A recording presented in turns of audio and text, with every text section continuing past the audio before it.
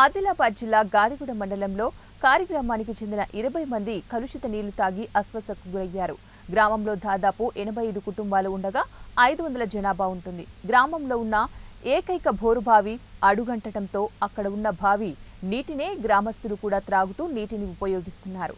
Machine Bhagiratha నీళ్లు సరఫరా అవుతున్నా లీకేజీలతో మురికిగా వస్తూ ఉండటంతో ఎవరూ వాటిని తాగడం లేదు.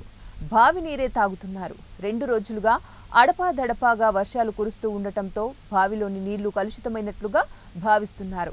ఈ నీళ్లను తాగిన వారిలో గురువారం నుంచి 20 మందికి పైగా కడుపు నొప్పి, వాంతులు, విరేచనాలతో బాధపడుతూ ఉండటంతో గ్రామంలో వైద్య శిబిరం ఏర్పాటు చేశారు.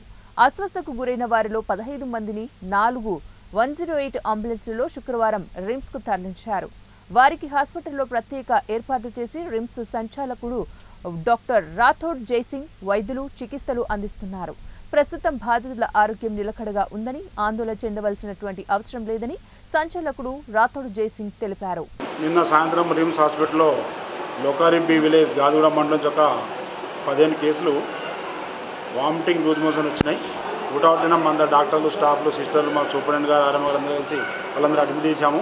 నిన్న నుంచి ట్రీట్మెంట్ నడుస్తుంది. ఎటువంటి ప్రాబ్లం లేదు.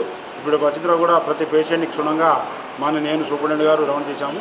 ఎటువంటి ఇప్పుడు వామిటింగ్ కానీ డైరియా కానీ లేదు. వాళ్ళందరూ స్టేబుల్ ఉన్నారు. వాళ్ళు ఎప్పుడైతే తగ్గిన తర్వాతనే 24 hours ఇన్నర్ షిఫ్ట్కు అబ్జర్వేషన్ పెట్టాము. ఈరోజు కూడా అందరినీ అబ్జర్వేషన్ పెడుతున్నాం. ఎటువంటి ప్రాబ్లం లేకపోతే వాళ్ళకి రేపు డిశ్చార్జ్ చేస్తాం. ఇప్పుడు అందరూ స్టేబుల్ ఉన్నారు. నా పేరు నాగిన్బాయి, లోకరిలో నుంచి.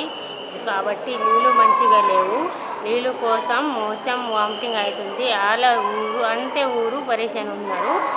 కాబట్టి అంబులెన్స్ ఇచ్చినారు. మేము హాస్పిటల్లో వచ్చినాం. మాకు ట్రీట్మెంట్ చాలు ఉంది.